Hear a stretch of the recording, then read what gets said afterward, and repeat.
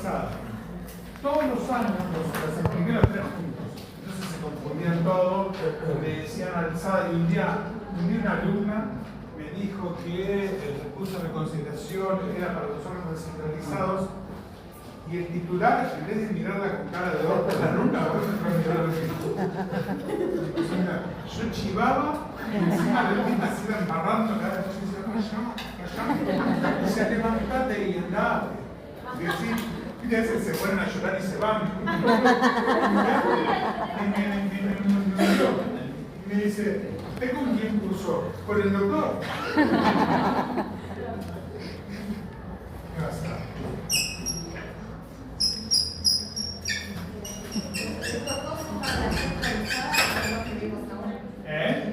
Esos dos son solamente para centralizados. O sea, ¿se acuerdan que estaba presidente, jefe de gabinete, ministro, secretario? Lo que vamos a ver ahora es otra cosa distinta.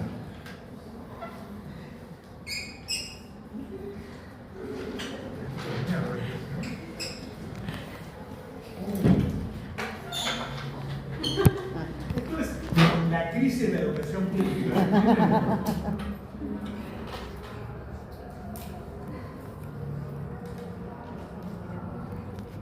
Así no se puede funcionar. Paro.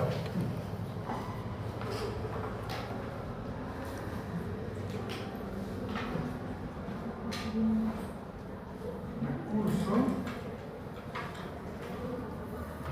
alfa.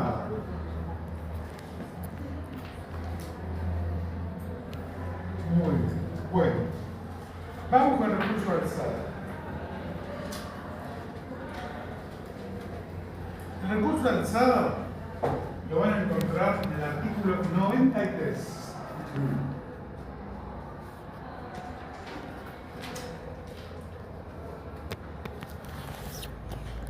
Artículo 93, recurso de alzada. Muy bien. ¿No es el 94? Perdón. ¿El 94? 94, están atentos.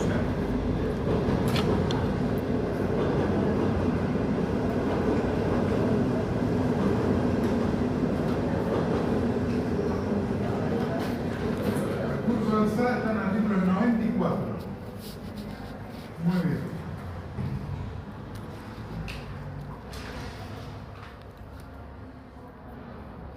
Bueno, el artículo 94 nos habla del recurso alzada. ¿Contra qué actos procede el recurso alzada? Procede contra actos administrativos definitivos o que impiden totalmente la presentación del reclamo emanados del órgano superior de un ente administrativo. Acá ya cambiamos la cosa, porque antes era emanado de una autoridad dentro de la administración centralizada. Ahora, digamos, el recurso alzada lo voy a usar para recurrir a actos administrativos definitivos o que impidan la tramitación de recursos emanados de la autoridad superior de un ente autárquico. Por ejemplo, presidente del Banco Central. Por ejemplo, titular de la ARCA. Por ejemplo, director del Hospital Nacional Posadas. Por ejemplo, director del Hospital Nacional Baldomero Sommer, que es nacional, a mí. Por ejemplo, podría ser del PAMI, sí, porque es descentralizado dentro del ministerio, sí. Muy bien. Hay una cuestión acá.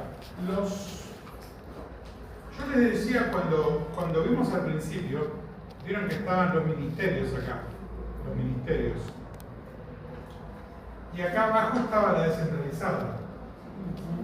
Entonces, hay órganos que están bajo la órbita. Hay, digamos, entes descentralizados que tienen personería. Recuerden una cosa, el ente descentralizado tiene personería jurídica propia. Tiene una personería diferenciada del Estado Nacional. Hoy, por ejemplo, me tocó entender en una demanda que habían hecho contra el Hospital Nacional Profesor Alejandro Posadas.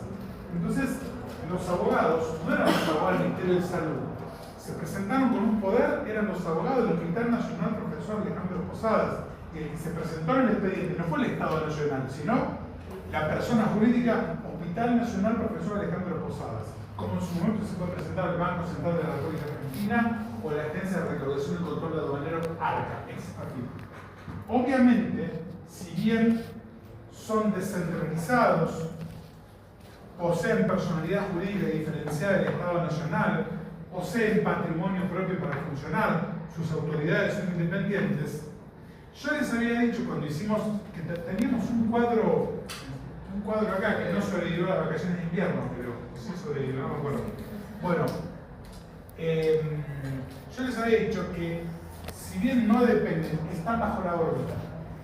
Y ese estar bajo la órbita significa que sus decisiones tienen una instancia de control administrativo superior que lo hace la administración centralizada. Y por lo general tienen que ver con el área de competencia. ¿Qué quiere decir esto? Si el órgano descentralizado es, por ejemplo, el Banco Central, el Ministerio de Economía, claro, que es por el área. Por ejemplo, había un organismo que es, por ejemplo, la Caja de Jubilaciones de la Policía Federal, que es descentralizado. El superior jerárquico es el ministro, el superior jerárquico no, la alzada es el ministro de Seguridad. Si yo, por ejemplo, quiero recurrir a algo del Instituto Nacional de Servicios Sociales Jubilados y Pensionados, del cual depende el PAMI, porque el PAMI en realidad es el Programa de Atención Médica Integral del Instituto Nacional de Servicios Jubilados y Pensionados. La persona jurídica no se llama PAMI, es el INNSJP. El PAMI es el Programa de Atención Médica. Si yo quiero recurrir una resolución del director del Instituto Nacional de Servicios Sociales Jubilados y Pensionados, tengo que ir a lo que sería en su momento el Ministerio de Salud y Seguridad Social, hoy Capital Humano. Muy bien. Y así sucesivamente. O sea, ustedes se van a dar cuenta por la naturaleza del tema que trata ese organismo descentralizado, será el ministerio de esa área para que se trabaje esa asamblea. Y ese ministerio es el que va a resolver el recurso de alzada. Pero vamos a tratar de profundizar de qué estamos hablando. Muy bien. Bueno. Volvemos por acá. Muy bien.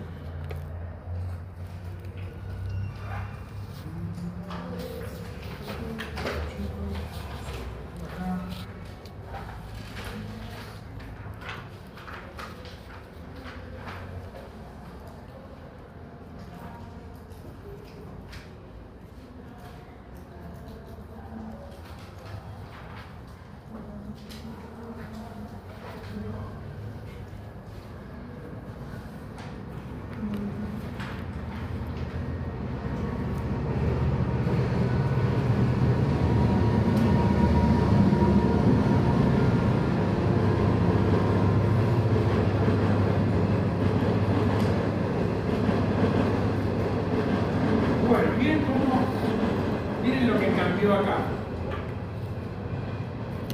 El recurso de alzada sigue estando, se puede interponer contra estos actos, digamos, emanados de las autoridades superiores, pero aparece una cosa nueva que antes no había, que es el recurso de reconsideración dentro de la alzada, que antes no estaba.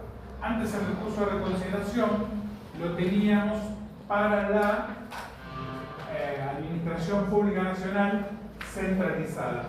Ahora lo tenemos para la descentralizada. Entonces, la cosa es así. Miren, contra las decisiones de un órgano superior autárquico, a opción del interesado, ahora van a poder poner el viejo recurso de reconsideración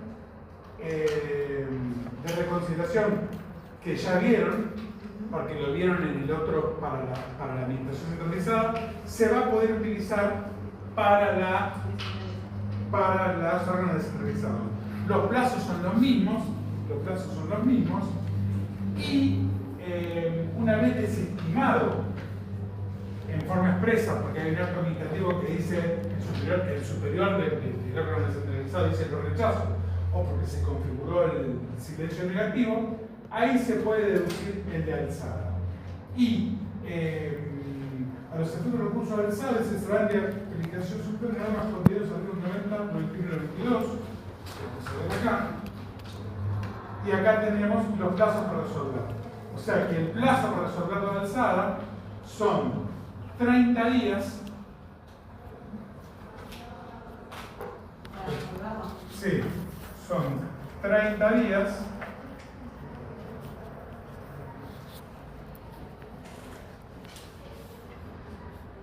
contados a partir de la recepción de las actuaciones. O sea, todo lo que vieron en el otro, todo lo que vieron en la reconsideración, se aplica en la alzada. Quedó igual. Queda igual. De hecho, acá el artículo de la alzada remite a los artículos anteriores, así que los plazos quedan iguales. Quedarían con 20 días entonces para deducirlo de reconsideración. Claro, porque fíjense, dice artículos 90, 91, 92. Vamos a ver por atrás. 90, 91, 92. A ver, artículo 90. Recurso con 30 días elevado dentro de 5 días. Y después, el plazo para resolver el recurso jerárquico será de 30. Claro, porque tenés para la reconsideración, tenías para resolver 30.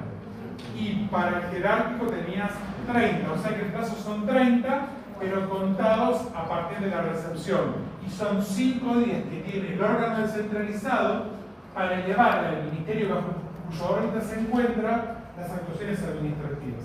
Así que acá mucho cuadro no se pudo hacer porque remite como lo anterior. Bueno, muy bien. Ahora nos vamos a meter en otro tema. Todo esto después igual va a ser repasado en su momento. Bueno, ahora vamos a hablar de algo muy importante que tiene que ver con la transición entre la sede administrativa y la sede judicial. Hay una transición. Bueno, primero y principal,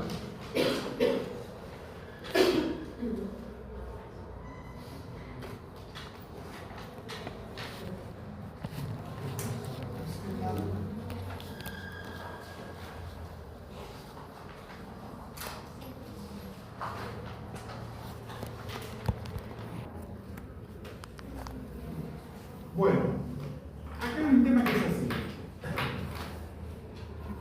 Hay toda una vía impugnatoria de actos administrativos. Esa vía impugnatoria está conformada por recursos. Si se trata de impugnar actos emanados de autoridades de la Administración Pública Nacional centralizada, esa vía recursiva está conformada por el recurso de reconsideración y el recurso jerárquico. Si se trata de impugnar los actos emanados por las autoridades superiores de los entes descentralizados, a la ya conocida alzada, a partir de la ley de bases, se le agrega el recurso de reconsideración, pero contra los actos definitivos de las autoridades superiores de los entes descentralizados, que eso antes no estaba, que en realidad no estaba, pero era una práctica que se venía haciendo. Muchos abogados planteaban un recurso de reconsideración con alzada en subsidio. Ha sido como una creación de la costumbre administrativa.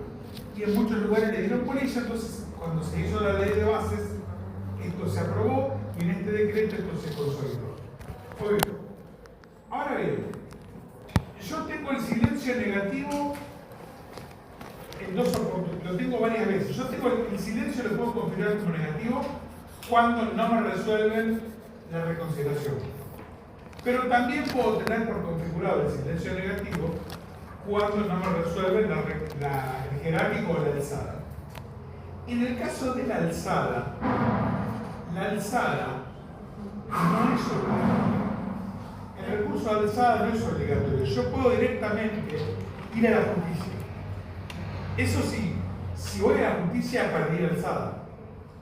Si yo quiero recurrir a una resolución del presidente del Banco Central del Arca, yo puedo ir directo a la justicia.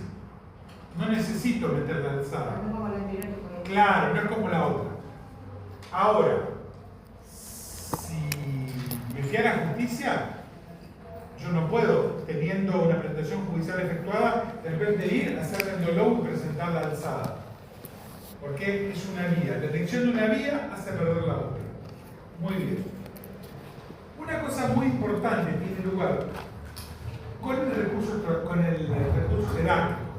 Porque el recurso jerárquico ya tengo un superior jerárquico que va a revisar ese acto. Por eso la ley ha querido, la norma ha querido, que la denegatoria del recurso jerárquico agote la vía administrativa. Y el silencio guardado por el superior jerárquico permite también agotar la vía administrativa, porque yo puedo elegir tener por configurado el silencio. Ahora ya es como que no es una elección, ahora es como que hay dos opciones. O me dicen que no expresamente, o ya directamente reputo que es no por el silencio. Y voy a la vía administrativa. Bueno, y eso me lleva, del amparo por mora ya hablé, ¿no? Sí. Bueno, estoy harto de la amparo por mora, no quiero hablar más de la amparo por mora. Muchas gracias a todos los que participaron el otro día en la charla. Estuvo buenísimo. Me contaron que siempre se anotan 5, 6, o sea, ahí hablando no había mucha gente, eran 10 gatos locos, le digo la verdad, en el colegio de abogados. Me dice uno, hay como 60 en línea y no las conocían a ninguno, y miré, eran todos de acá, así que les agradezco muchísimo porque me hicieron quedar bárbaro ahí en el colegio, porque nunca nadie llegó 60 en el sur. Dijeron que les pagaste. Encima hicieron preguntas, participaron. Estábamos con la promesa de que íbamos a probar. Encima lo agradeció a la comisión C3. Sí, yo lo mencioné, sí, porque ya había carpeteado, pero cuando empecé a mirar pensé que eran 10, 15, y después se fue sumando, así que muchas gracias. Bueno, entonces el tema amparo por mora, ya lo vieron acá y vieron la perorata el otro día, sí. Así que lo damos por... Aparte, como el jueves pasado no tuvimos clase y el tema iba a ser amparo por mora, la considero dictada con la charla del otro día, que se sumaron como 1 hora y pico. Bueno, entonces ahora eso ya está. Entonces ahora vamos a meternos en un mundo nuevo que se llama el proceso contencioso judicial.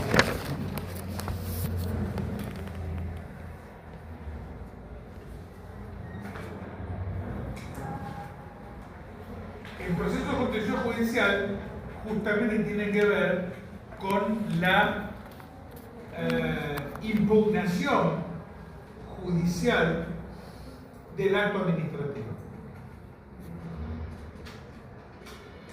Y para el proceso contencioso judicial hay 2 vías. Está la vía impugnatoria y la vía reclamatoria. Si yo quiero recurrir o impugnar judicialmente un acto administrativo, ahí tengo la vía impugnatoria. Ahora, si yo lo que quiero es demandar, digamos, por daños y perjuicios, ahí tengo la vía reclamatoria, de la cual se hablaba de que había que interponer un reclamo administrativo previo, que no es lo mismo que estos recursos, porque acá no estamos hablando de un acto administrativo. Por ejemplo, voy a dar el mismo ejemplo pelotudo que vengo dando hace 20 años, pero que me sirve. Primero lo daba con la uva y decía un coche que choca por la línea Federal Corta, después en la Universidad de Belgrano me decía un coche que choca por Zavala, y acá hace 11 años que es un coche que viene por la ruta 8. Un particular que viene por la ruta 8. Bueno, resulta que viene por la ruta 8 y viene un camión de reparto de Bimbo que viene de Pilar, se lo lleva puesto. Bueno, ahí se producen destrucción en el auto, se me producen lesiones, me tienen que trasladar. El accidentado era yo, para no tener mal gusto de poner un alumno. Siempre ponía a mis alumnos como accidentados y les decía cosas terribles, entonces me pongo yo como accidentado. Bueno, cambié casi merda. No puedo venir más a José Paz a dar clase, pierdo, obviamente, enseguida ponen a otro, aparece un profesor convencional aburrido dando clases, pierdo eso, me quedo sin auto, estoy internado 6 meses, me rompo el vaso, me rompo las costillas, me fracturo un brazo, todo, una mierda. Entonces hago una demanda civil por daños y perjuicios. Gabaldá Marcelo contra Bimbo S.A. de Argentina sobre daños y perjuicios por accidente de tránsito. Obviamente el demandado es un particular, entonces voy a instar una acción civil que va a tramitar ante el juzgado civil y comercial del Departamento Judicial San Martín, que es el que tiene competencia en esta zona. Vamos a demandar a la compañía Bimbo, que es el titular del camión. Voy a tener 15 días para correr el traslado de la demanda. Bimbo va a tener 15 días para contestarme. Voy a tener una mediación previa. Si yo demando a Bimbo a domicilio capital y luego capital la demanda, voy a tener una mediación judicial previa, donde a lo mejor por ahí me hacen una oferta y me dicen: mire, Gabaldá, le ofrecemos, no sé, vamos a tirar un monto. ¿Cuánto puede valer un accidente así? Vamos a tirar, mire, usted puede hacer un juicio y la expectativa de en 10 años sacar, no sé, 50 palos. Nosotros le ofrecemos hoy 15 palos, acá sobre la mesa, fresquita, crocante, billete por billete, como dice. Bueno, tengo esa opción, puedo rechazarla o no, pero la tengo. Iniciamos la demanda. El particular va a tener 15 días para contestar la demanda. Abrimos a prueba, se produce la prueba, se dicta autos para alegar, se dicta la sentencia. La sentencia, si yo quedo disconforme, la voy a poder recurrir. Además, en cualquier momento del proceso se puede negociar. En cualquier momento del proceso hay una audiencia que el juez nos puede instar a ver si podemos negociar. O de repente, mientras se está negociando, faltando el expediente ya tiene un alegato, me llama el abogado Bimbo y me dice: mire, ya está para la sentencia, mire, si usted desiste ahora en este estado, le damos 40 palos. Pero ya te por hacer la sentencia, papi, me tuviste 2 años litigando, tuve que ir al perito médico, tuve que ir ahí con la radiografía, ir ahí como un boludo a las 7 de la mañana a la pericia médica. Esto tiene un costo, bueno, te ofrecemos 45, pero en lo privado tengo esa instancia. Se dicta la sentencia, va a cámara, pero mal que mal, en un buen momento, mi sentencia queda firme, se inicia la ejecución y yo cobro. Y cobro ese mismo año, porque le dan un plazo. Y cobro esa plata. Ese es un escenario. Ese es el escenario del derecho privado. Yo el primer día del curso les dije que una de las principales características de nuestra materia era que el derecho administrativo era un régimen exorbitante del derecho privado. Y ahora, en este encuentro de hoy, se va a desvelar parte del misterio. ¿Quieren cómo a una materia aburrida como esta le pongo información? Hoy se va a desvelar el misterio, porque ahora van a ver. Tengan en la cabeza que me chocó un camión de una empresa privada, que yo en 15 días me tuve que consultar demanda, que hay posibilidades de mediación, que cuando sale la sentencia, el plazo que dice el juez, ahí ya están obligados a pagarme, que puedo embargarles, que les puedo embargar las cuentas, les puedo embargar los camiones. No me quieren pagar, puedo ir a Carrefour, a Cotto, a Jumbo, embargar el crédito que hubiera a favor de Bimbo y con eso yo cobro. Me aseguro que cobro. Y cuando ustedes tienen un demandado que es una empresa grande que está en el giro comercial, es como pescar adentro de una pecera porque tienen dónde agarrarla. Porque esas empresas tienen cuentas y tienen créditos en varias sucursales de cadenas de distribución grande. Entonces, si ustedes tienen que agarrar de una demanda contra una empresa grande, agárrenla porque es cobrable. Distinto es cobrarle a Juan de los Palotes o al Chino de la Vuelta, ahí te quiero ver. Pero Jumbo, Carrefour, Cotto, no sé, tienen patrimonio, tienen cuentas. Bueno, ahora vamos a cambiar el escenario.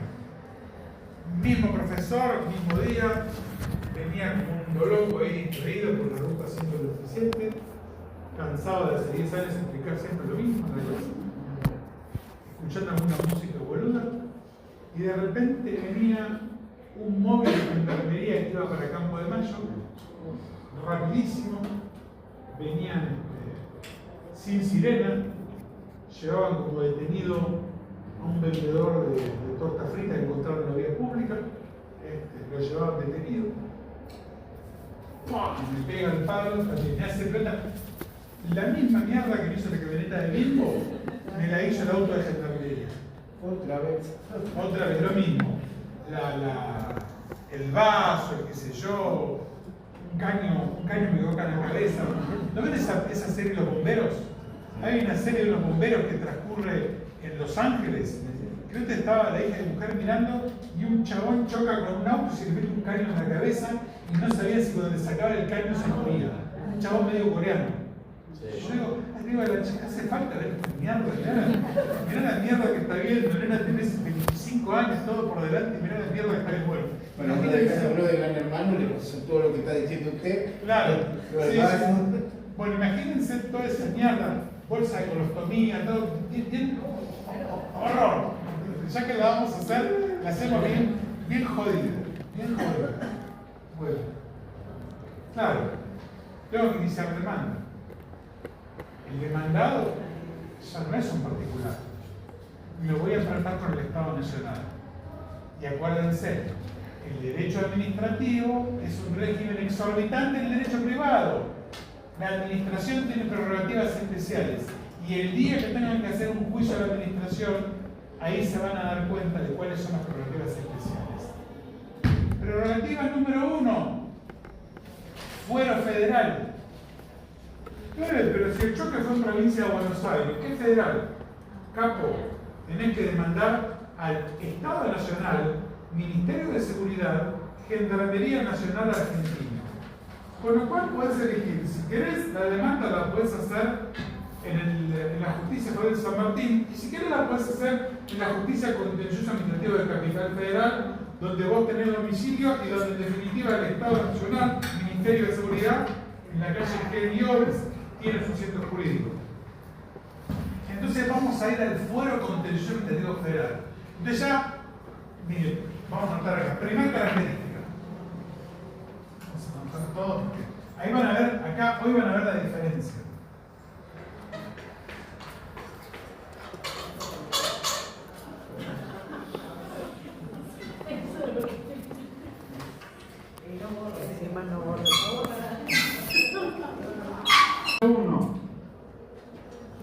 Fuero especial. Fuero especial. Justicia Federal. ¿Por qué? Porque se demanda al Estado Nacional. Ahí tenemos la primera complicación. Otra. Ausencia de mediación. Ausencia de instancia de mediación. Si querés demandar al Estado, querido, hasta el final. O sea, es un largo viaje que se resuelve al final de todo. Y en el derecho privado tenemos instancias de mediación. Cuando se sancionó la ley de mediación, allá por el año 1996, yo todavía era estudiante, y el profesor de Derecho Procesal, que era un genio, que era el doctor Falcón, dijo: una mediación es una instancia de negociación asistida y es una instancia voluntaria y abierta a todas las partes. En nuestro caso, tal como se hizo en la ley, nuestra mediación no es voluntaria, es obligatoria, y el Estado Nacional está excluido, con lo cual se limita solamente al derecho privado. De hecho, ningún organismo del Estado le puede otorgar poderes a sus abogados para que puedan negociar o transigir derechos. O sea, el abogado del Estado es el único que en una audiencia, inclusive en tribunal, en una audiencia 360 de conciliación, no puede arreglar. en una mediación tampoco por hablar. No soy el Estado Nacional no es llevado a mediación. Está excluido de la mediación. Entonces ya tiene una complicación. Primero, un foro especial. Con lo cual, por ejemplo, si yo vivo acá, me tengo que ir a la Justicia Federal de San Martín o me tengo que ir a la Justicia Federal de Constitución Administrativa Capital. No tengo mediación. Tengo que demandar al Estado Nacional. Ahora bien, yo quiero demandar al Estado Nacional. Lo primero que tengo que hacer, acá hay otro requisito más que tengo que hacer, que es la comunicación. Artículo 8, ley 25.144.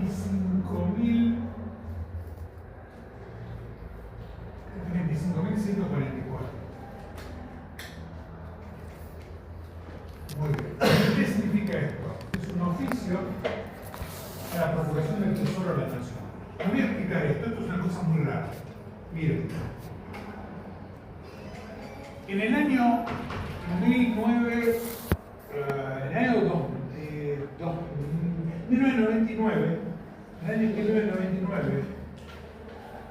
perdón, 25.344, la tengo acá. 25.344. 3. La puedo ver acá. 25.344. La ley 25.344, artículo 8. ¿Qué es esto? Esta ley se dictó en un contexto de una emergencia económica. Que en Argentina nunca pasa, sus emergencias económicas no existe. Una cosa rara, pasó una sola vez a un solo gobierno, pasó peso de las manos, no le pasó nada. Bueno, la ley 25.344, ¿qué pasaba? En esa época había muchos juicios contra el Estado. Entonces, por un lado, en un artículo de ley, suspendieron los juicios del Estado por tantos días. Creo que por 60 días se quedaron suspendidos todos los juicios contra el Estado. Y a la vez, en los juicios que estaban andando para que continuaran, en el artículo 8 te obligan a que cada vez que vas a demandar al Estado, tenés que librar en el juzgado un oficio dirigido a la Procuración del Tesoro de la Nación para informar de la presentación de la demanda. Ustedes me dicen, ¿es el traslado de la demanda? No, el traslado de la demanda todavía no se corrió. Entonces, es una comunicación donde el abogado tiene que hacer que el juez le libre un oficio y llevar a la Procuración del Tesoro el escrito de demanda y la documentación. ¿Para qué?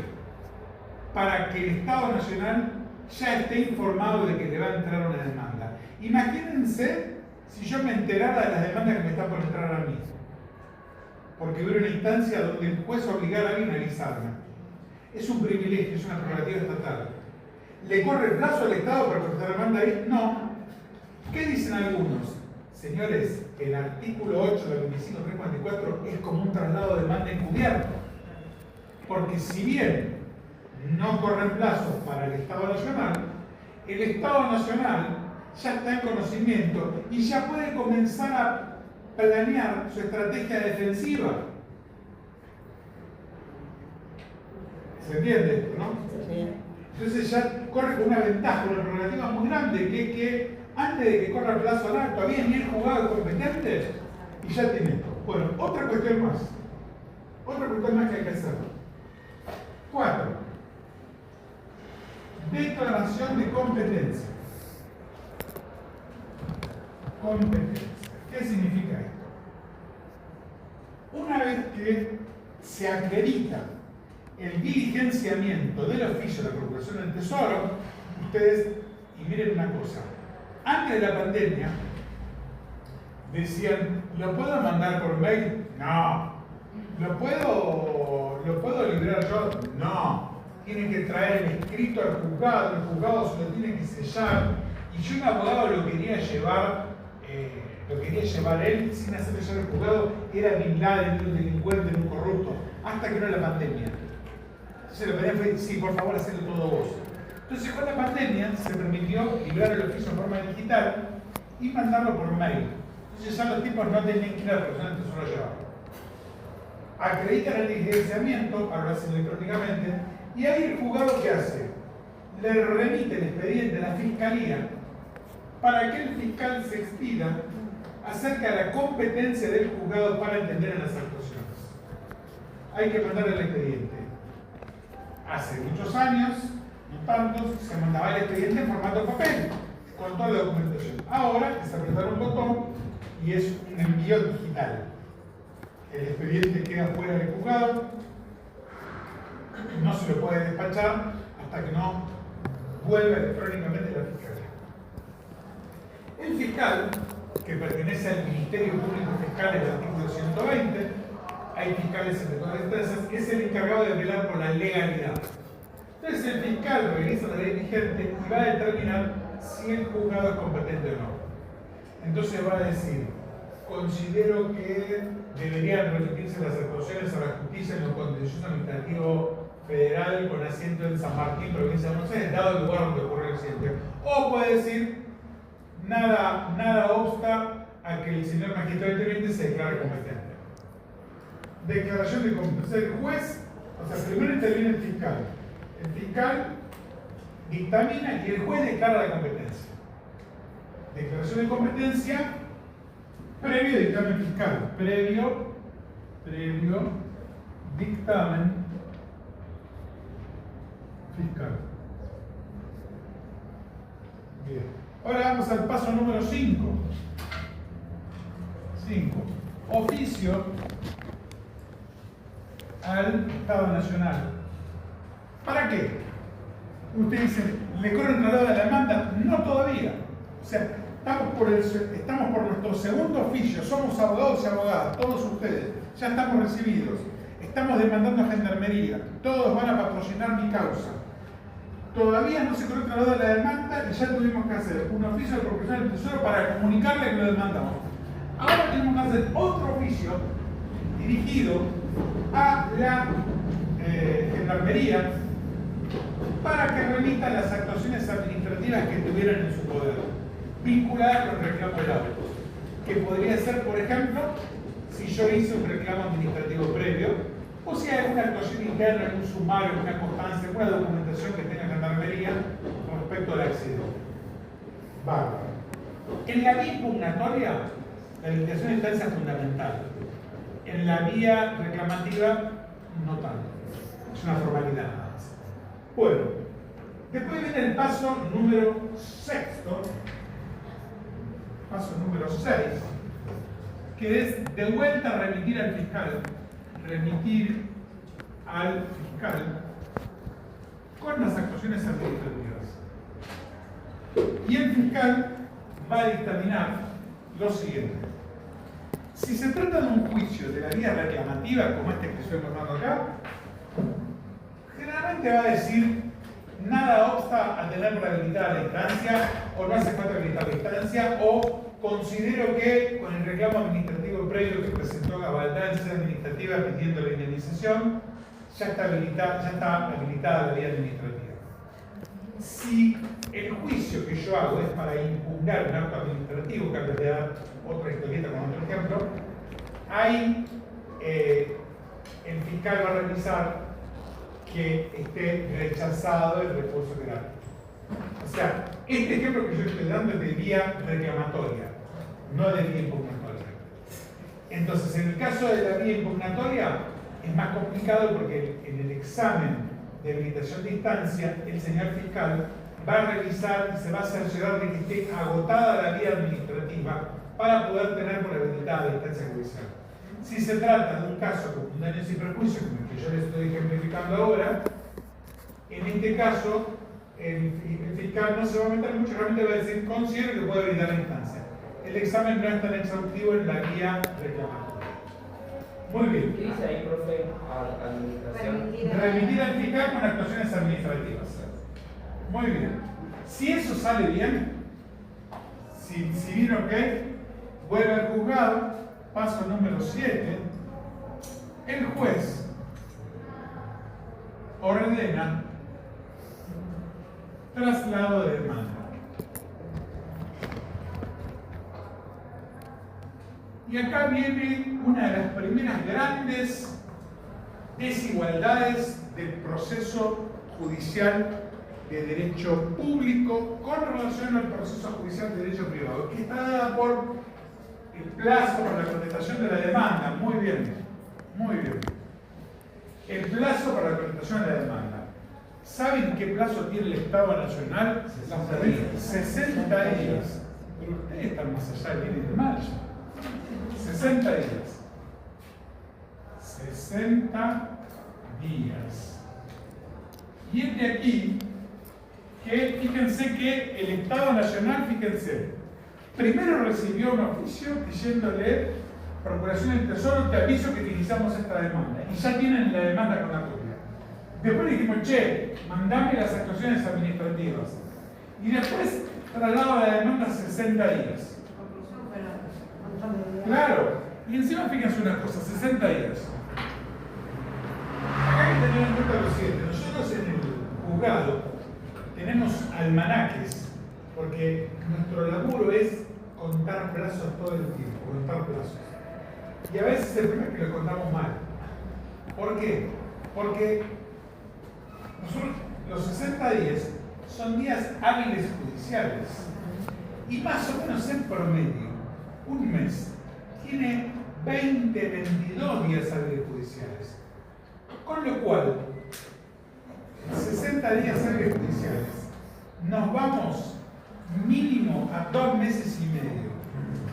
Si en el medio tuvimos el receso de verano, el receso de invierno, el plazo se amplía. Y si en el medio hubo un paro, hubo un despelote, hubo un problema, más todavía. Hoy por hoy, ya no tenemos tantos feriados judiciales desde que está la digitalización.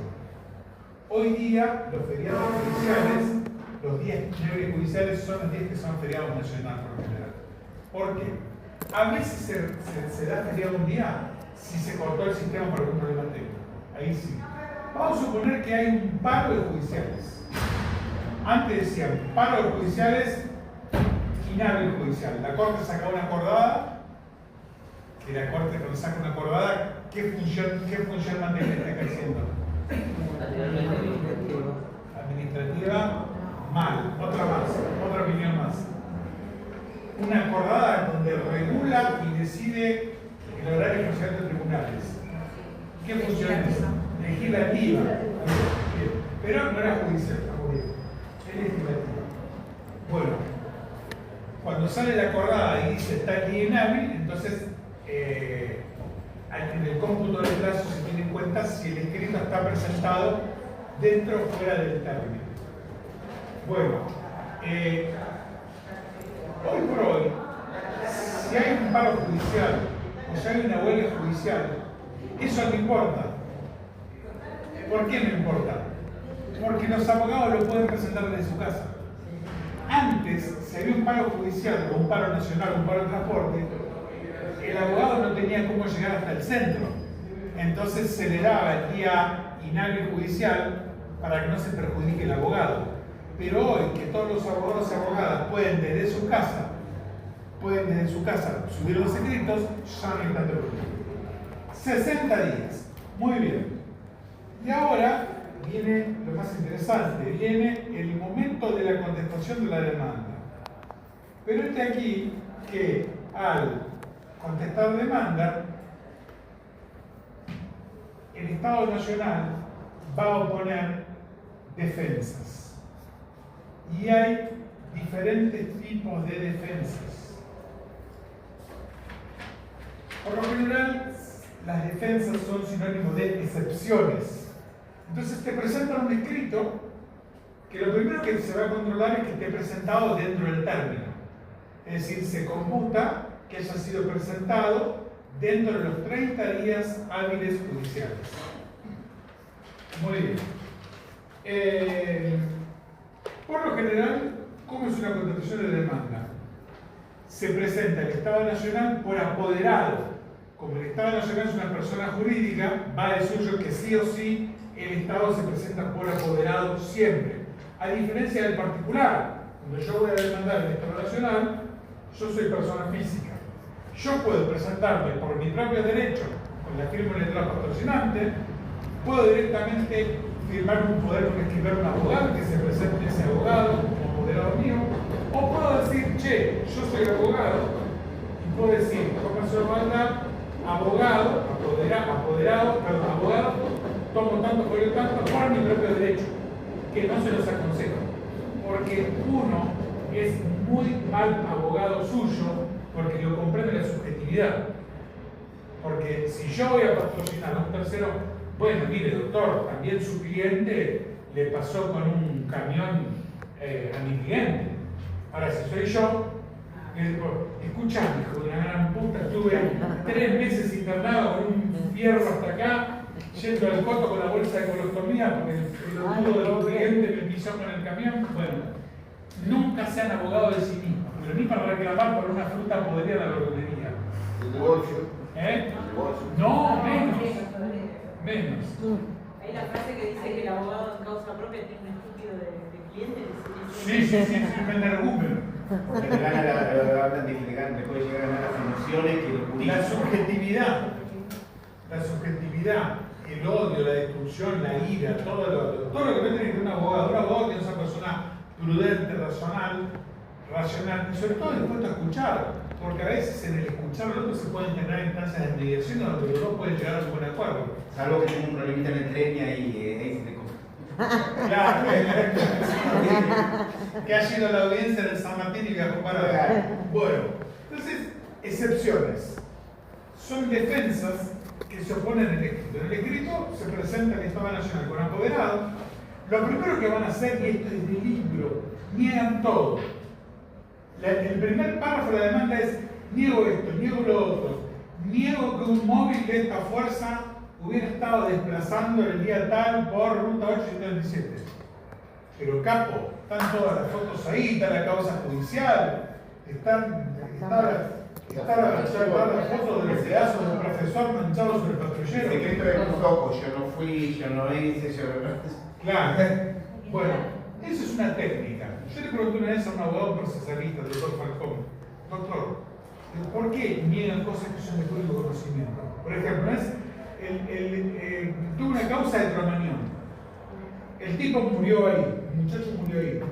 Tenemos la partida de nacimiento del médico del SAME, que la partida está labrada en la calle Bartolomé Mitre, o sea, no es que está firmada en el hospital. El médico otorgó la partida de función en Bartolomé Mitre, en la vereda de Cromañón. Entonces le digo a la audiencia, para en la audiencia, doctor, digo, si tenemos acá una partida de defunción que es un instrumento público otorgada por el gobierno nacional, donde un médico del gobierno de la ciudad declara, certifica que este señor falleció en el local, ¿cómo usted, abogado del Estado Nacional, va a negar esto? Entonces, después fuera de la audiencia, me dijo: es una estrategia que tenemos porque todo lo que no fue negado expresamente, la otra parte lo podría reputar como consentido. Digo, no es así. Digo, no es así. Hago sentencias hace 10 años y jamás, por la formalidad de no negar, o sea, acá no pasamos por los hechos objetivos. Además, hay hechos que son de público notorio. Niego que haya sucedido eso, niego que las cosas se hayan sido en la forma que relata. A ver, el tipo que dice: estaban en un recital, era más gente la que había, un boludo prendió una bengala, se quemó todo, no pudieron salir, las puertas estaban cerradas. ¿Qué vas a negar? Bueno, lo dejo en la ética de cada uno cuando sean abogados y abogadas. Pero a veces me pasa una cosa que hiere la inteligencia del tribunal. Cuando se hace una negativa específica de hechos que son de dominio público, que están probados o que están probados a pedir, niego que haya fallecido. Capo, están haciendo la autopsia acá. Niego que no sé qué, niego que no sé qué. Negar, niego todo. No es así. Bueno, las excepciones pueden ser, por ejemplo, excepción de incompetencia. La parte demandada del Estado Nacional entiende que ese tribunal no es el competente para entender la cuestión. Puede decir que no es competente por la materia o por el territorio, por ejemplo. Nos ha pasado, vienen al juzgado contencioso y me traen una demanda de militares que están retirados. Viene el ejército, contesta demanda y dice: opongo excepción de incompetencia. Tratándose de personal retirado que reclama por haber el retiro, entiendo que su señoría debería declararse incompetente y remitir la causa a la justicia federal de la seguridad social. ¿Tiene razón? Ahí tenés uno. O por ejemplo, toda vez que en la localidad de Paso de los Libres hay un juzgado federal que los hechos se dieron en la aduana de Paso de los Libres y que toda la documentación se encuentra en Paso de los Libres, considero pertinente que entienda la justicia federal de Paso de los Libres para una mayor practicidad a la hora de citar a los testigos o la documentación. Entonces, nada obsta que, o sea, que podés hacer la incompetencia por fuero de incompetencia por territorio. Bien, esa es una incompetencia. Otra, excepción de litis pendencia. Entonces viene y te dice el Estado Nacional, toda vez que, vamos a suponer que este es un juicio que tramita en Capital Federal, toda vez que el expediente número tanto de San Martín, Gabaldá tramita un daño sin perjuicio contra la Gendarmería, el tema ya está siendo ventilado en otro juzgado. No puede iniciarlo cada 2 veces. Litipendencia, listo. Costas a mi cargo, porque yo creo que me tiene más cama. Litipendencia. Otra, excepción de cosa juzgada. Toda vez que en diciembre del año pasado el Juzgado Federal de San Martín, Comité Administrativo Federal, rechazó la demanda de Gabaldá, considero que el tema ya se encuentra pasado en calidad de cosa juzgada. Excepción de cosa juzgada. Otra, excepción de prescripción. Toda vez que ya ha transcurrido con exceso el plazo para demandar, el tipo tenía tratándose de responsabilidad extracontractual, un accidente, el tipo tenía 2 años para demandar, con opción a un tercero si puede justificar que de repente estuvo en coma 2 años y recién cuando salió del coma, hasta 3 años podés. Bueno, demandé 5 años después, excepción de prescripción, y se cuenta ese lugar, declara prescripta de archivado.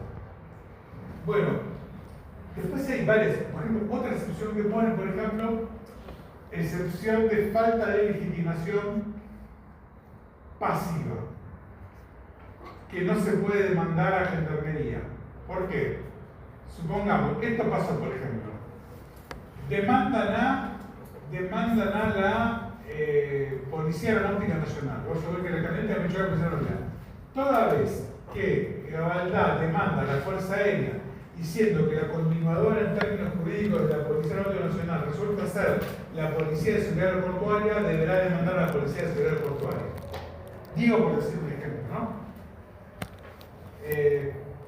Bueno, hay muchos más casos también de excepciones.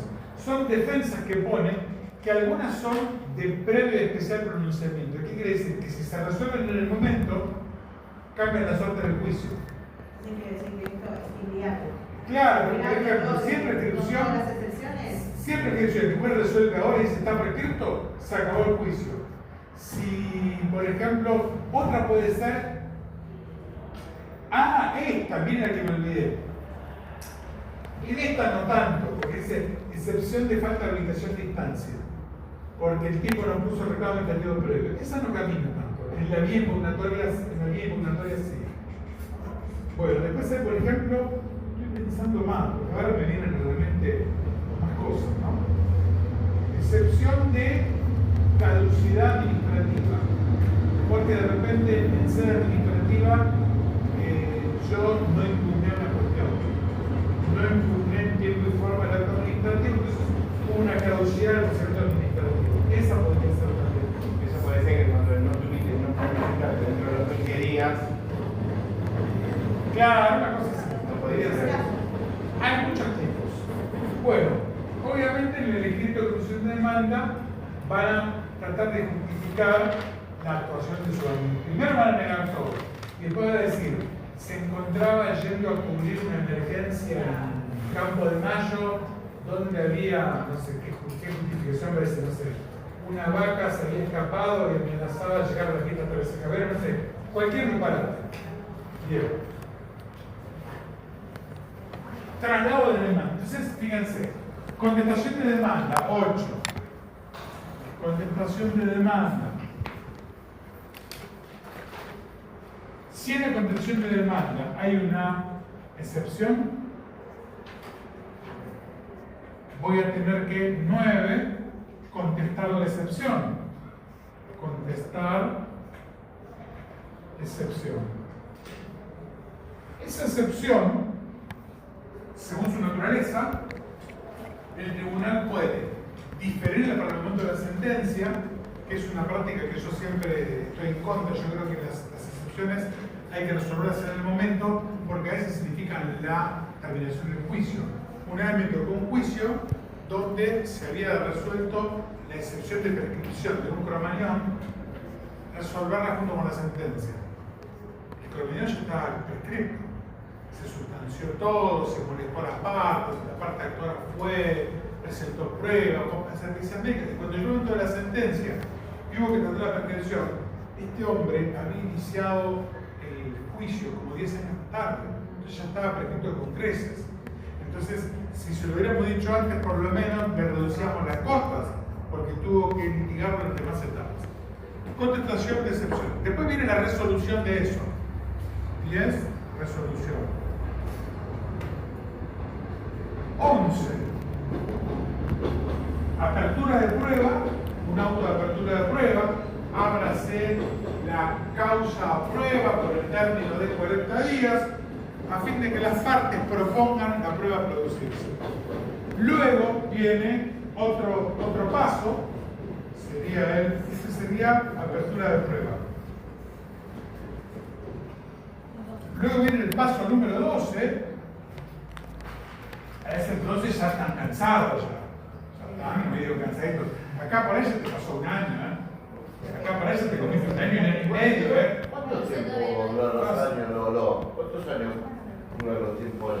Bueno, miren, depende de la conjugación de un abogado de la parte actora eficiente y proactivo y un tribunal que respete los plazos. Si eso es así, digamos, se podría, digamos, entre un marzo, entre un mes de marzo, ponerle un febrero y un diciembre, hacer todo el proceso. Ahora con la digitalización. Antes, 2 o 3 años. Yo he tenido expedientes que han estado 8 años tramitando. He resuelto en 2020 en pandemia un daños y perjuicios iniciaron en el 1997. 97. Porque la prueba, porque esto, por aquello, porque. Bueno, yo llevo 10 años para 11. Que corralito, que la pandemia, que patatín, que patatán, que la crisis. Bueno. El problema de la RT fundió, la no sé qué cosa. Y... ¿Qué fue? ¿Laboral? ¿Capital? Sí, laboral. Bueno, la justicia laboral de la capital es muy lenta. Ahora con la tecnificación, con la digitalización está circulando un poco. Ahora vamos a hablar de eso. Bueno, apertura de prueba. Después viene otro proveído que es el 12, que es se provee la prueba. Se provee la prueba. Porque ¿qué pasa? Cuando se hace la apertura de prueba, las partes proponen prueba.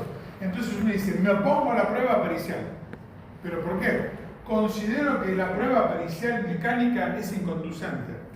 Y no, porque si a la víctima, al actor, le destrozaron el auto, hay que un perito ingeniero mecánico tendría que valorar los daños en el auto. Y además, analizando la fotografía de cómo quedaron los coches y los croquis del lugar, la fotografía de las huellas de frenada y el nivel de destrucción de coches, el perito mecánico puede determinar cómo fue la mecánica del accidente y tal vez hasta puede establecer las velocidades a las que venían los coches. Esa es una. No, me pongo la pericia médica. A ver, la víctima, el actor, está diciendo que su capacidad de locomoción quedó restringida después del accidente porque ya no puede hacer salto acrobático, o no puede bailar ballet, o no puede jugar a la pelota, y a nivel psicológico tiene miedo de manejar, dejó de ir a dar clases porque le tiene miedo a manejar, porque tiene pesadillas en las que sueña que es embestido por campeones de gendarmería. Ahí se necesita un psicólogo que haga la pericia para ver el daño y sobre todo lo que es el daño. Todos invocan el daño. Lo importante acá, el fondo de estos juicios, son que el juez determine primero verificar la existencia del daño y luego verificar el nexo causal, y esto parece más de derecho civil que de derecho de daños. ¿Qué es el nexo causal? Es la relación de causalidad adecuada entre los hechos que se ventilan en el expediente y el daño comprobado. Artículo 1725. Muy bien. Nexo causal. Tiene que haber nexo causal. Y la prueba pericial, al haber nexo causal, es irrefutable. Porque hay un par, por eso los peritos no tienen que ser ambiguos. Entonces, por ejemplo, el perito dice, en relación al accidente, a la mecánica de los hechos, las lesiones exhibidas por Gabaldá que pude constatar con su historia clínica y en el análisis clínico pude constatar que tiene una cicatriz en la frente de haber tenido el caño metálico no sé qué, el caño metálico, la bolsita de colostomía, el coso, los certificados médicos, historias clínicas, radiografías, epicrisis, fue ingresado, por ejemplo, a las 22:01 en el Hospital Domingo Mercante, distancia 3 cuadras del lugar de accidente. El perito tiene por comprobado, primero, mis lesiones, luego la discapacidad que tengo de integrado. Si considero que tiene un 40% de discapacidad y en función de ese porcentaje de incapacidad va a ser la indemnización que me van a dar. A mayor incapacidad, mayor porcentaje de indemnización. Eso es todo un tema.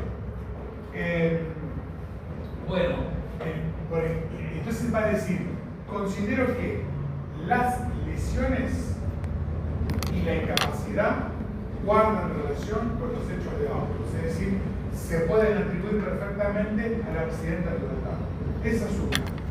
El perito psicólogo va a decir, bueno, lo examina el paciente, manifiesta que lo duerme por la noche, por la manera de hablar, de mover las manos, se observa que tiene una personalidad retraída, era una persona, esto lo vi en muchos juicios, te dice el psicólogo, tenía una personalidad expansiva y jovial. Luego del accidente se volvió cerrado en sí mismo y la expresión es retraído y serio, o sea, expansivo jovial, retraído y serio. La fecha a partir de la cual los testigos cuentan que hizo este cambio de personalidad tiene que ver con el accidente. Yo, por ejemplo, le tomé declaración a testigos de Cromañón, no tanto testigos del accidente, sino testigos de conocimiento. Porque acá viene el tema de la prueba. Mi hermano salió de Cromañón. Tremendo. ¿Hizo juicio? No porque tenía muchos problemas. Claro. La cosa es así. La prueba puede ser, primero, prueba pericial. Esa es la más importante, porque la prueba pericial es incontrastable. Si vos tenés un perito médico que dice que tu lesión, primero tenés que decir que tenés la lesión. Porque a veces dicen, mire, al presente no se verifica ninguna lesión y no se verifica ninguna secuela ni tiene ninguna incapacidad. Entonces ahí, cero. El psicólogo dice, mire, lo veo que lo considero que está bien y que si bien en su momento pudo haber tenido, al momento no presenta rasgos psicóticos. A veces también pasa tanto tiempo desde el accidente hasta que la gente también, porque mucha gente tiene, gracias a Dios, capacidad de resiliencia. Entonces, Yo lo que le comenté era que mi hermano se quedaba así como que no hablaba con nadie. Claro. Y yo súper cerrado, no hablaba con mi mamá. es lo que le pasa. Bueno, yo vi rasgos comunes en chicos de Cromañón con combatientes de Malvinas. Es un tema del que no se quiere hablar. Por ahí en algún momento más adelante lo hablo y hace como un clic. Pero es un tema que está con ellos, que duermen con ellos, que cuando se van a dormir los recuerdos les vuelven. Y obviamente es un tema que tiene que ser indemnizado. O sea, si se puede reclamar indemnización por eso, porque el solo hecho de haberlo vivido es un daño moral y un daño psicológico. Bueno, entonces escúchenme, prueba pericial número 1. Después tenemos prueba informativa. La prueba informativa está muy buena. Esto es como una clase práctica. Hoy le estoy hablando a abogados y abogadas que van a salir a trabajar con esto que yo les digo. La prueba informativa tiene que ser conducente a lo que quiero probar. Entonces, por ejemplo, si yo quiero decir que venía de José Cepaz, que tenía ese auto, que choqué a tal hora, que me llevaron a tal lado, que tuve tal cosa, yo ya, como yo ya automáticamente yo ya sé qué oficio hay que pedir. Entonces, número 1, se libre oficio al registro de propiedad automotor para que informe si el vehículo tal era de titularidad de tal y desde qué año. Ahí tenés una. Número 2, se libre oficio a la concesionaria Chevrolet Forest Car para que informe la última fecha en la que le hizo el servicio mecánico al automóvil. Ahora, yo tengo que decir que el auto estaba bien. Número 3, se libre oficio a la Universidad Nacional de José Cepaz para que informe si el actor era docente de la Universidad de José Cepaz y en ese caso en qué día y horario concurría. Entonces mandan un oficio que dice, concurría los días jueves de tal hora a tal hora. Ahí está. Ay, joder, tanto con esto que ahora tengo miedo de darme un palo. Ahora tengo miedo de pegarme el palo cuando vuelva. Porque uno dice, tanto joder, y vamos. No.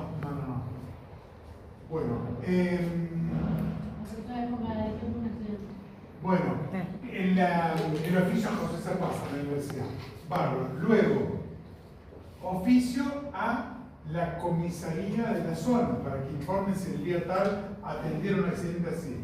Oficio a los bomberos voluntarios de José Cepaz para que informen si el día tal a tal hora tuvieron que cubrir una emergencia de tal lado. Los bomberos son los mejores.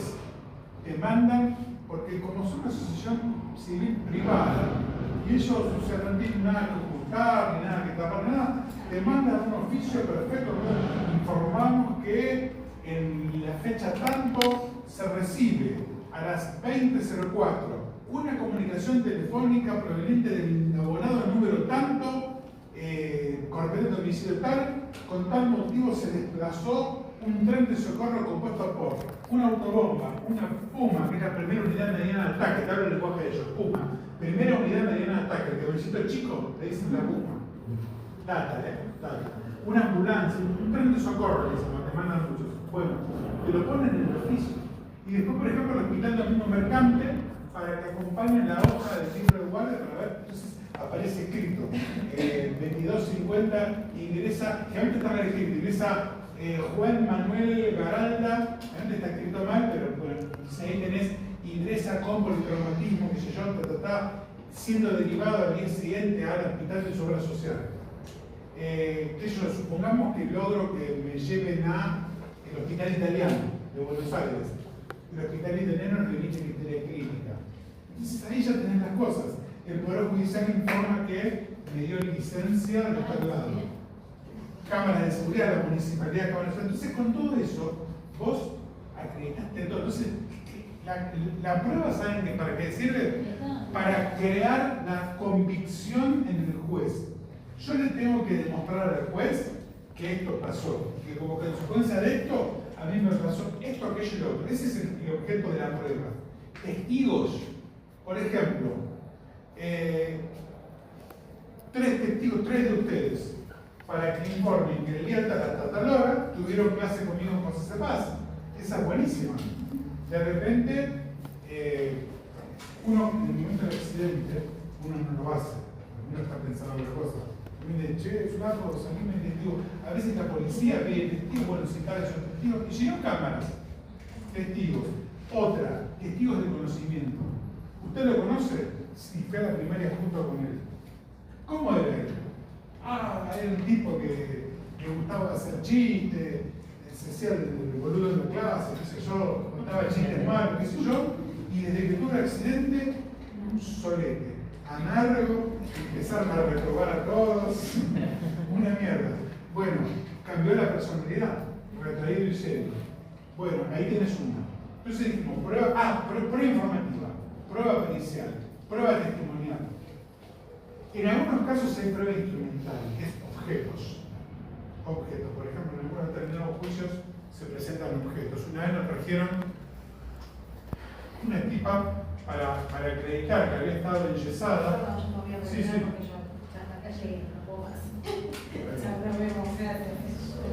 Trajeron como prueba instrumental una bota hueca.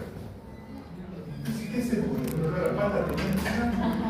Claro, porque una para acreditante no hace falta. O sea, si usted tiene un certificado médico que dice que tiene esta bota, no hace falta que lo haga. Ya sabemos cómo es una bota hueca, se dice no le admitimos la reserva. Tenía durante un mes y los instructores en una bota hueca, prueba instrumental, no sirve. Bueno, ¿qué pasa? Llega un momento que viene la clausura de prueba. Entonces, las partes tienen que revisar que ya hayan hecho toda la prueba. Entonces, viene clausura de prueba. El juzgado, ¿qué hace? Revisa que toda la prueba que ofrecieron se haya producido. Y si no, le decís, todavía no se puede cerrar la etapa probatoria porque se encuentra pendiente la declaración del testigo Pirulo y la declaración, y falta el oficio de la casa que le dio la bota, que le dio las boletas. Entonces voy a decir, mira, a ver, ya tengo el bombero, tengo el José Paz, tengo una foto que están mi pedazo de tipo tirado por toda la avenida. Entonces, ¿para qué quiero que me manden un oficio de la ortopedia de Bartamián para que informe si me quedaron unas boletas? No cambia. O, por ejemplo, ya tengo un papel como membrete de José C. Paz de la universidad de que estuve 2 meses acá, 2 testigos ya dijeron que ese día estuve, ¿para qué quiero un testigo más? Entonces le digo, señor juez, desisto de esta prueba y pasen los autos a sentencia. También puede pasar que si yo no activo la prueba, la otra parte me pida la negligencia de la prueba. ¿Qué significa esto? Vamos a suponer para pruebas importantes. Por ejemplo, yo quería la historia clínica. El juez me dijo, bueno, dale, libremos oficio del hospital italiano para que mande la historia clínica. Y vos no te ocupaste de moverlo determinado tiempo, te piden la negligencia de la prueba. Y si el juez considera que vos tuviste todo el tiempo necesario y no te ocupaste de traer, declara negligente esa prueba y no la puedes producir. Porque si no, los juicios tardarían, si haciendo esto tardan lo que tardan, sin negligencia prueba tardarían. Bueno, viene un momento donde viene lo que se llama la clausura de la prueba, entonces 13. Clausura de la prueba,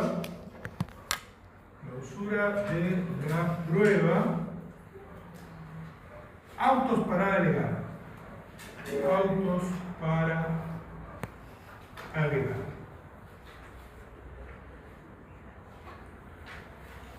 Bien, ¿qué significa alegar? Una vez que se produjo toda la prueba, ya el expediente estaría en condiciones de dictar la sentencia, pero falta algo. Vieron que en los juicios penales, primero viene el fiscal que acusa, después viene el abogado defensor que hace su juicio. Ahí vienen todos los testigos, declaran todos los testigos, debaten. Después llega un momento que el alegato sobre qué es, el alegato sobre la prueba. Vieron que en penal el abogado dice, bueno, señores, como han escuchado durante estos días, todos estos testigos vinieron y dijeron acá que mi cliente es inocente. Bueno, esto es lo mismo pero por escrito. Las partes se les van a dar 6 días a cada una para llevarse el expediente. Se llevan el expediente en préstamo, se llevan toda la documentación, lo revisan y preparan un escrito final, que es la última oportunidad que tienen para convencer al juez de que el accidente pasó y este daño fue, o el Estado Nacional va a decir o que el accidente no pasó, o que el accidente pasó, pero el daño no fue tal como yo digo que me ando haciendo la paz. Bueno, muy bien. Entonces, viene el alegato mío, el alegato bueno, como podrá comprobar el señor juez, a lo largo de la prueba, traje los testigos tal y tal que dicen que yo estaba en proceso ese día. Traje la cámara. Tengo oficios de la municipalidad que lo tienen en la Cámara, de los bomberos pertenecientes, del Hospital Mercante, del Hospital Italiano, la historia. Tengo testigos amigos que reconocen cómo era mi personalidad antes, que la pericia médica y psiquiátrica dijo que de chapita. El médico dijo que tengo un 40% de, considero que debe hacer lugar a la demanda, indemnizarme con la suma de, vamos a pedir, siempre hay que pedir más. No sé, 150 millones de pesos, por decir algo. Bárbaro, será justicia. Presenta el escrito la parte demandada. Señor juez, informo que esto no, la información no concuerda porque la Universidad de José C. Paz informó que el horario del docente era de 20 a 22 formalmente, el accidente fue a las 21:15, con lo cual no estuvo ahí, o se retiró antes incumpliendo con sus obligaciones, no sé si se va a autoencar. Bueno, informo que el actor invoca una discapacidad y acá tengo la revista de la cancha del club de pelota paleta del Club General San Martín, donde se lo ve jugando un torneo de pelota paleta ganando el primer premio. Pero todos estimando sus pruebas. Es que eso van a buscar. Miren, en un cromañón, el muchacho dijo, ya se encontraba próximo a recibirse profesor de educación física. Le faltaba una materia para ser profesor de educación física. Y por la entonces, ¿qué hizo la abogada contra la parte? Yo decía, no lo haga, no se hace esto. Y creo que puso en la Universidad Nacional de San Martín, 2 materias había dado. 2. Yo me quería morir con el premio. O sea, tenía rendidas 2 materias con final. Y el escrito decía, se encontraba, por eso lo decía, porque claro, a veces el abogado lo tiene que inflar. Bueno, cuando fue lo del caso de Juárez Sosa, dijo que quería ser abogado.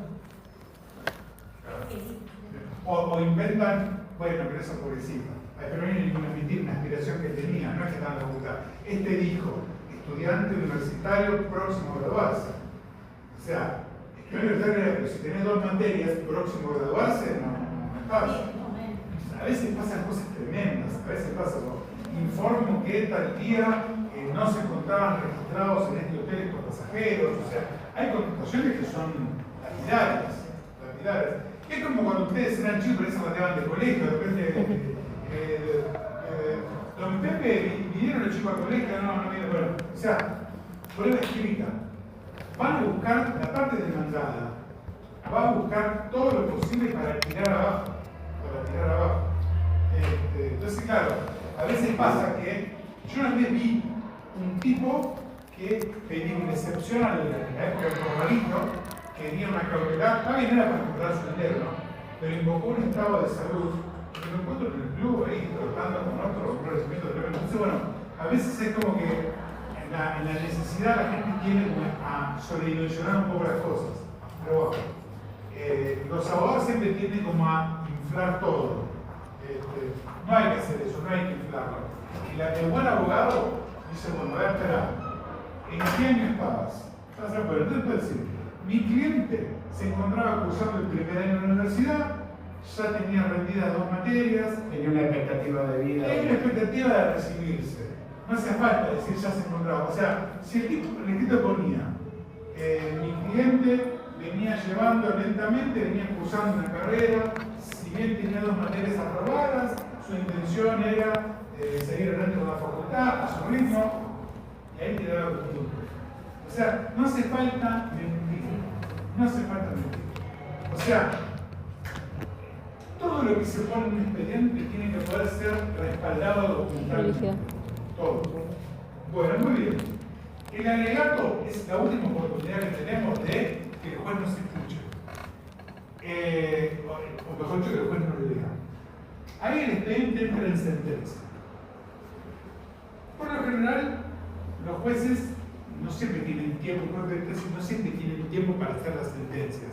Tienen relatores y secretarios que hacen los proyectos de sentencia y los jueces los revisan, los miran, los corrigen. Cuando son cosas muy complejas, piden los jueces de hacerlo todos ellos en relato. Entonces sale la sentencia. La sentencia tiene una parte. La primera parte de la sentencia son los considerandos. Entonces el juez va a decir, visto que en el presente expediente se presenta Marcelo Lavaldá y señala que el día tal, siendo tal hora, cuando venía a tal lado, fue embestido por una unidad móvil de gendarmería, se chocó el auto, fue internado acá, le pasó esto, reclama daño material, daño psicológico, daño médico, lucro cesante por todo el tiempo que no pudiera participar, como daño material, la reparación de su coche, daño psicológico, etc. Vale. Pide la suma de tanto, ofrece prueba de tanto, listo. A pocas tanto se presenta la demandada, niega todo, Y la controversia. Claro, dice que pone en duda que viniera a la Universidad de José de Paz, agrega que durante el periodo de la supuesta recuperación se volvieron fotografías, y muchos boludos que suben cosas en redes sociales. Y los abogados de la contra te buscan en las redes sociales. Y una vez yo hice algo que no debía hacer. Me iba en expediente promedio y dije, voy a mirar las redes sociales. Las miré. Las redes sociales pintaban una realidad diferente a la que estaba diciendo. Pero obviamente no hice absolutamente nada, porque o sea, a lo mejor por ahí el estado actual era diferente del estado, pero o sea, no las fotografías que se veían en las redes, los videos que se ven en las redes, estaban mucho de la situación descripta. Me quedé sola con 3 hijas, no sé cuánto, mi vida es un drama, no sé qué. Y bueno, la foto describe la situación. Río San Antonio del Tigre, cruceros todos juntos, todo el mundo entangado, y ahí estaba la principal actora. Pero tampoco podés, ¿qué vas a decir? Toda vez que en la red social, no sé qué, encima del tribunal. No, pues, ahora, ¿qué pasa si el abogado de la demandada capturas cosas, qué sé yo? No sé, nunca pasó igual, nunca pasó. Bueno, sentencia. Los considerandos.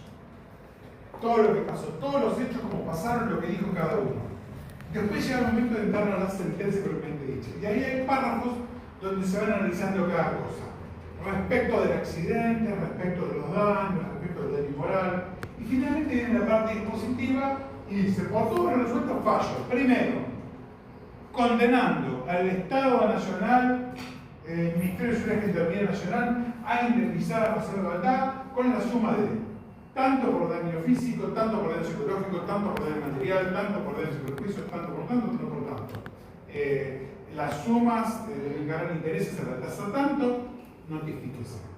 Entonces acá tenemos una etapa que es la sentencia.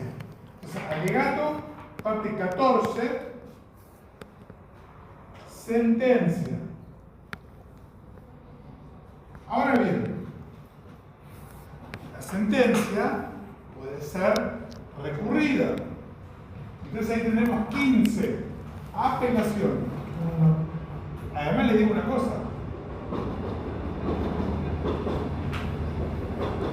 Por más justa que sea la sentencia,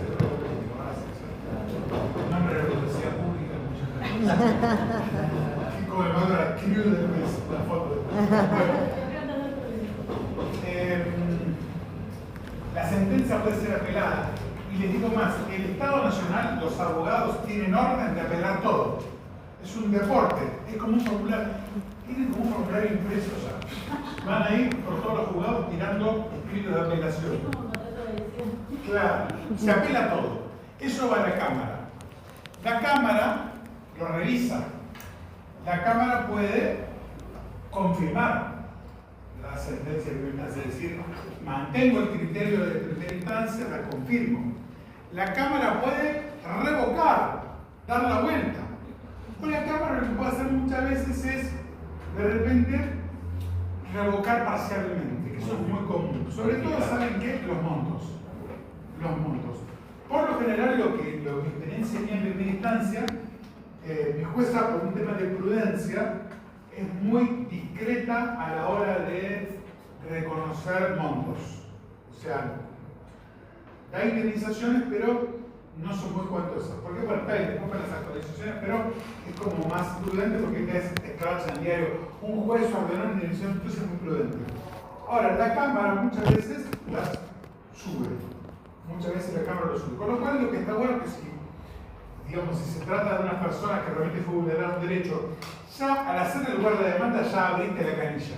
Y después la Cámara, al aumentar, es la que le aumenta el chorro. Pero vos al tomarte el trabajo de tener por acreditado los hechos y no por establecido, está.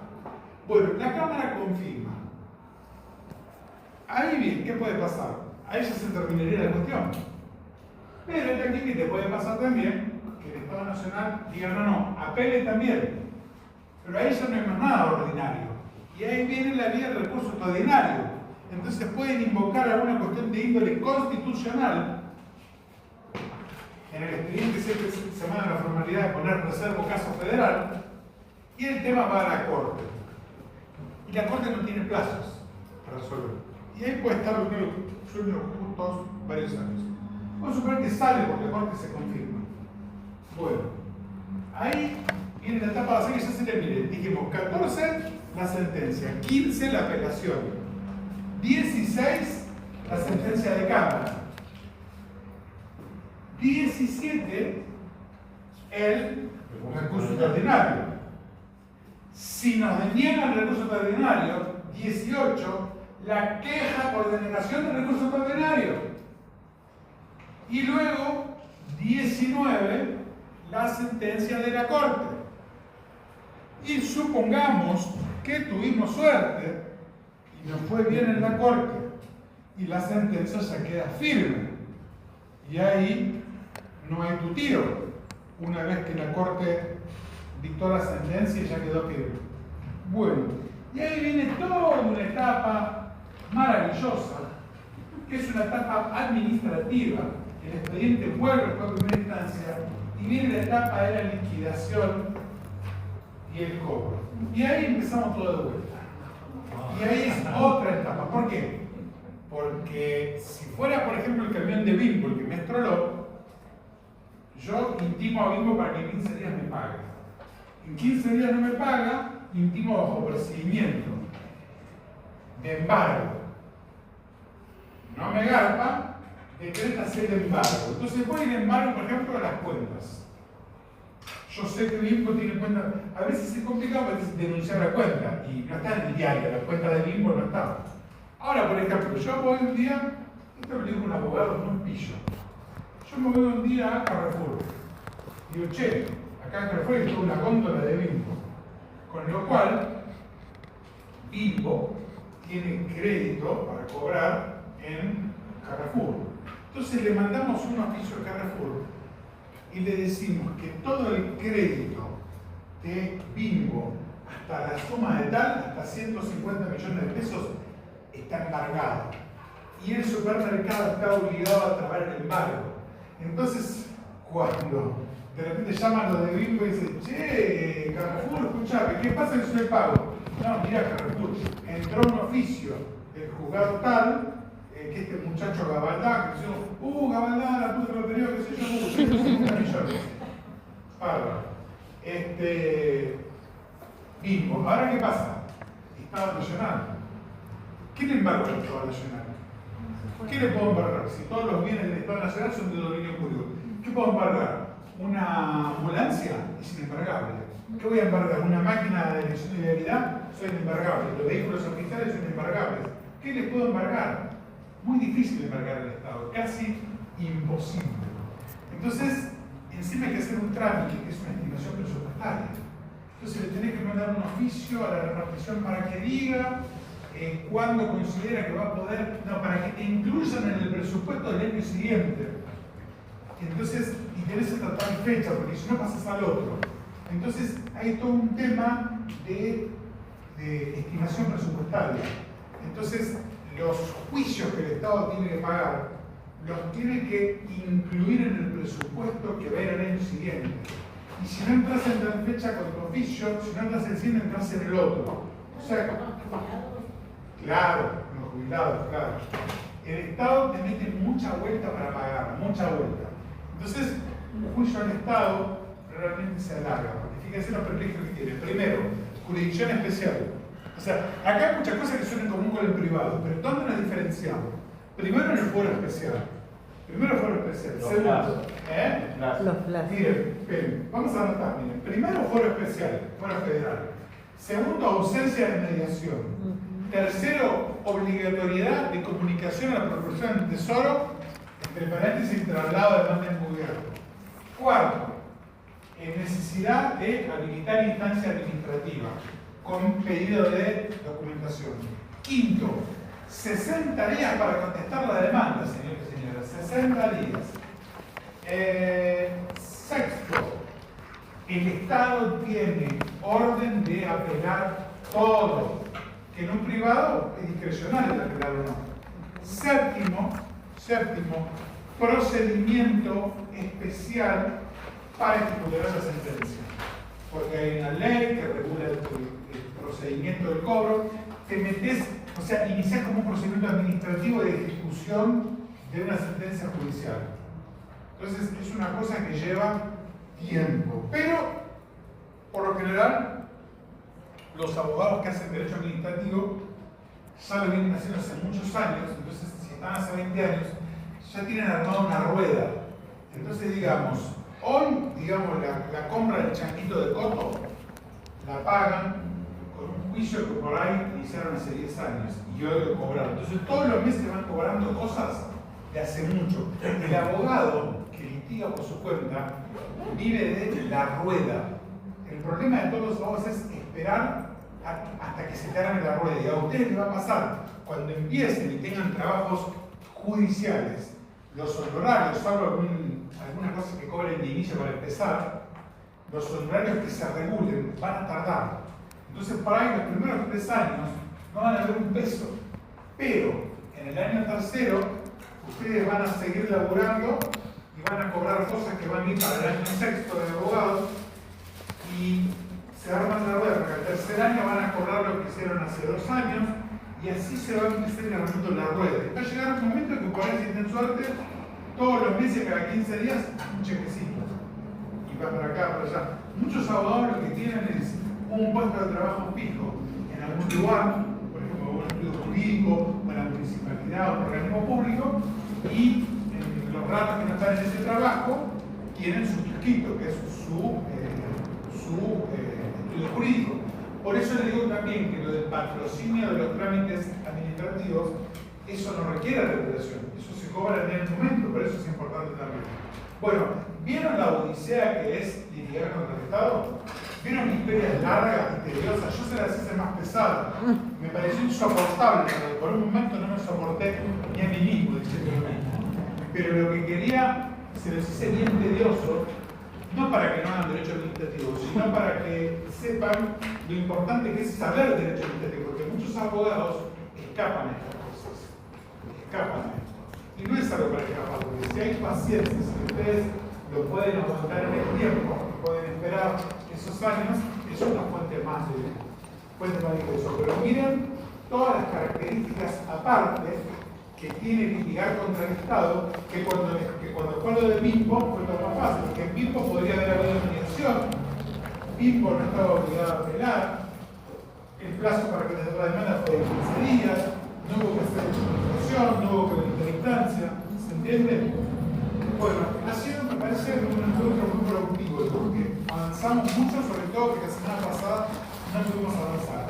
Entiendo que la semana que viene vamos a tener clase, espero que sí, y diría que el 2 es probable que no, pero nos mantenemos a través del grupo.